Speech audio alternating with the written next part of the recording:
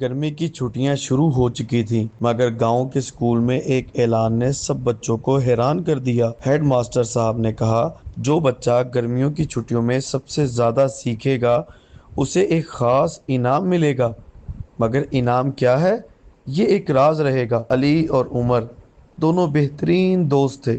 दोनों का दिल किया कि वही ये इनाम जीते, मगर दोनों ने अलग अलग रास्ता चुना। अली ने कहा कि मैं हर रोज उठकर किताबें पढ़ूंगा, सीखूंगा और वक्त ज़ाया नहीं करूंगा। उमर ने हंसते हुए कहा, किताबें? यार, वो तो इनाम तो शायद कोई गेंद या टॉफी ही होगी। मैं तो खूब मजे करूंगा। अली रोज सुबह जल्दी उठता, बाग में बैठकर साइंस की किताबें पढ़ता, रियाजी के सवाल हल करता और दिन के आखिर में नोट्स बनाता। उमर खेलता, कहानियां सुनता और हंसता फिरता रहता।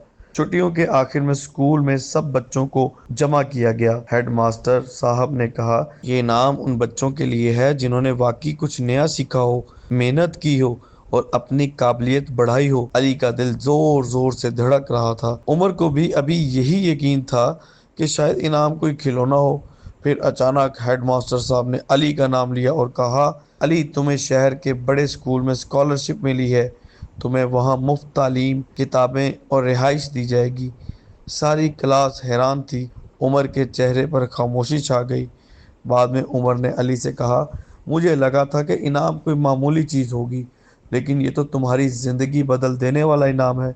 अली ने मुस्कुराकर कहा, मेहनत का फल मिले ना मिले, सच ये है कि वो अंदर से सुकून देता है, मगर कभी कभी वो जिंदगी भी बदल देता है।